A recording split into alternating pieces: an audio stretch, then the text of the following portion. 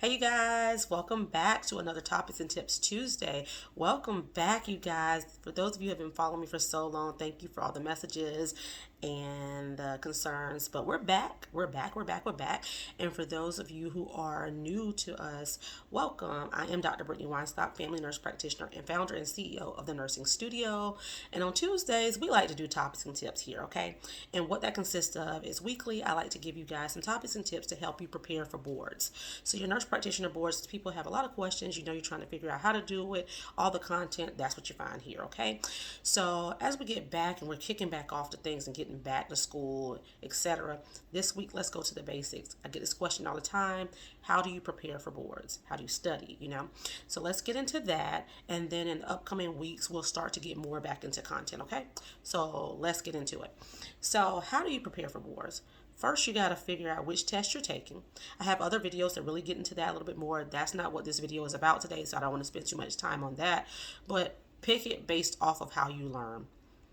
We'll get into that another day, okay? But once you decide upon a test that you want to take, the AANP versus the ANCC, and yes, you are certified equally with either one. So take the time to do which one you want to do.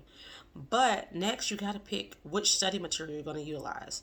There are tons of study material out here. I know. I've been there, done that. I was the girl who was looking through all of the things, and it can be very overwhelming. Look, I even offer review books, review courses. I get it.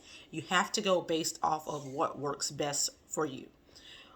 Everything provides the content that you need, but you need to understand your learning style to truly be able to retain the content. Pick one, maybe two at the most, that's going to help you to be able to, one, read the content, two, see the content, three, and hear the content, okay?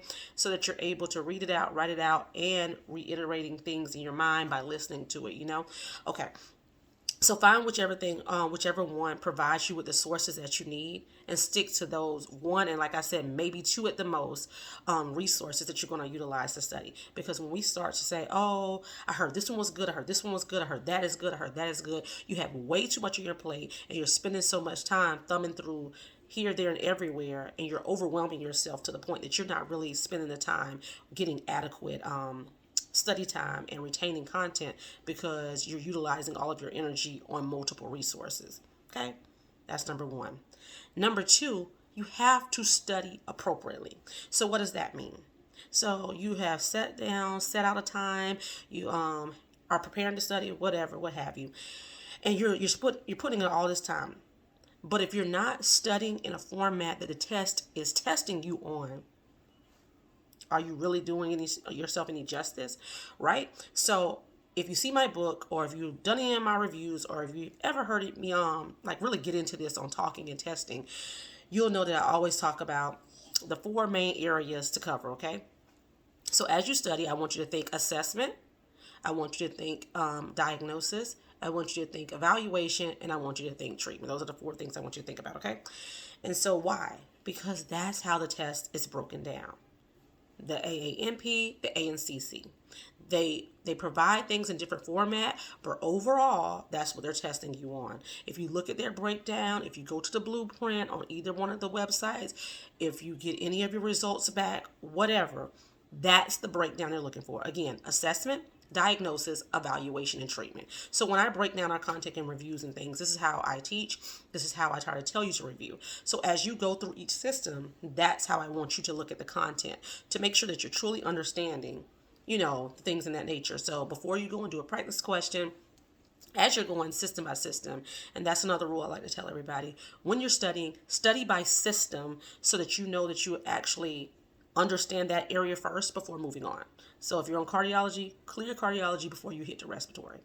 But I want to give you an example as to what I mean as far as assessment, diagnosis, evaluation, and treatment. Okay?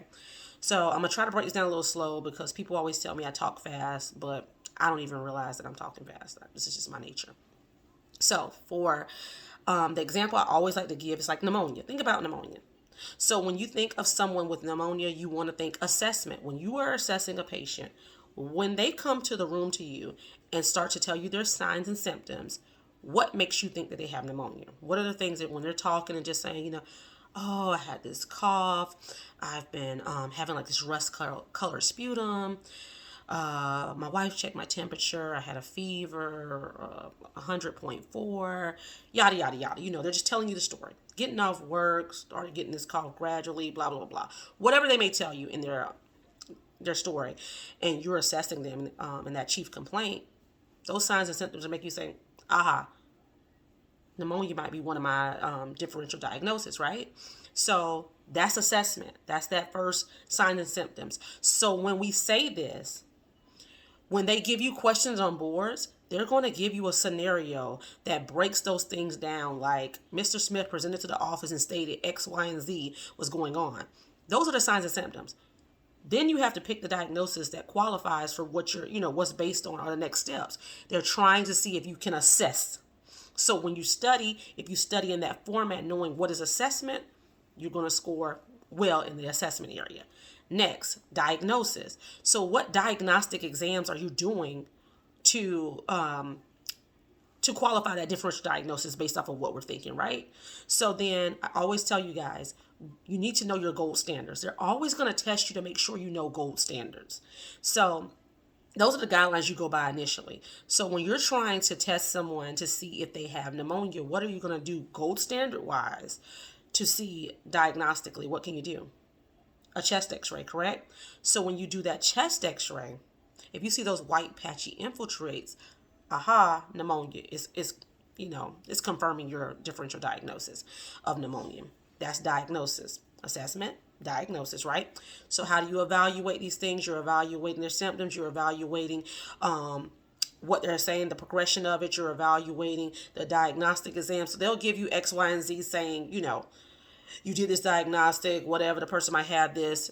It's just progressing you through the process, right? And then after you have evaluated, after you had your differential diagnosis, after you have assessed, how are you going to treat these people? So even in that evaluation process, if you want to do like your curb 65, seeing if they're having any confusion, if their respirations are elevated, if their blood pressure is low, etc. Are they older than 65 years of age?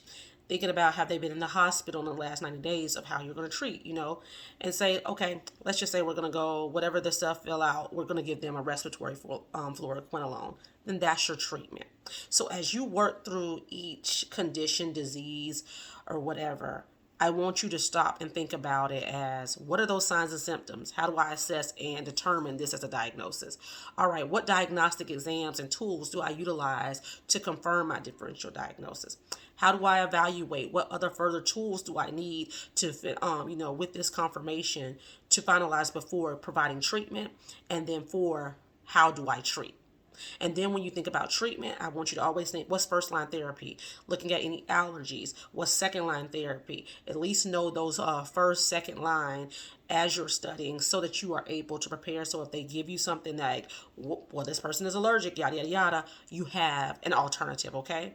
So that's how, I don't care what resource you're using, break it down in that format so that you are adequately studying the content. And this is your why. If you follow me or whatever, I always tell you guys, when you're studying, know your why. If you know your why, you're going to get it right. You're going to be able to process and think through it, is what I'm so big on, because if you get stuck and you know the why, you can process your way through. But with this breakdown, that helps give you that meat and that why. So when you're working through content and those different variety of question styles, whether you're on the AANP or the ANCC, you're going to be successful. Okay?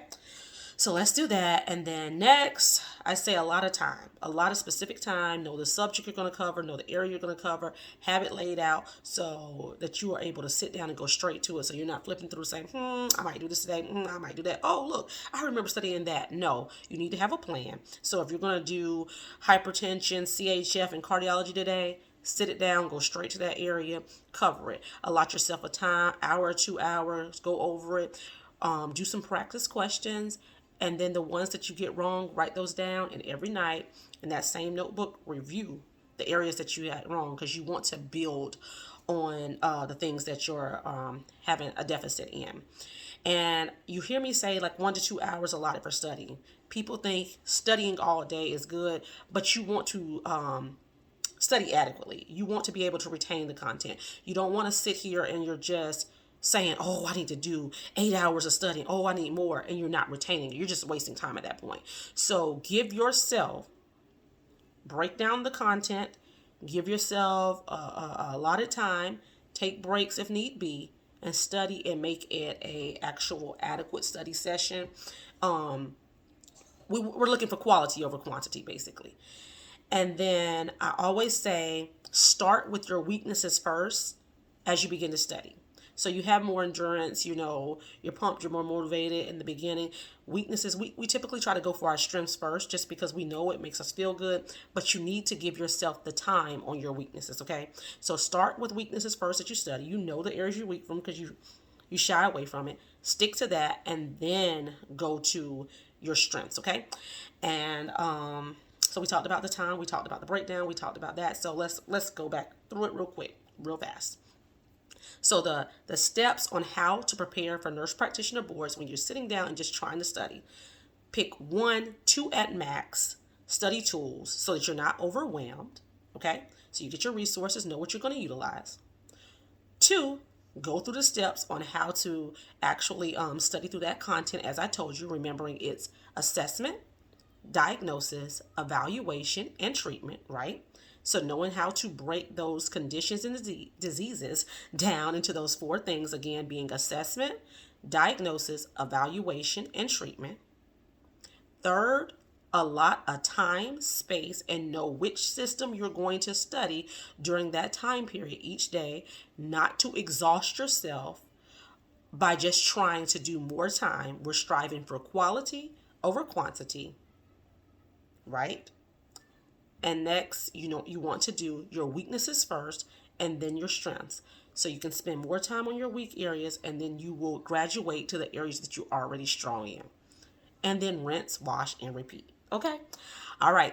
Happy Tuesday. Happy studying. Meet me back here next Tuesday for more topics and tips. Bye.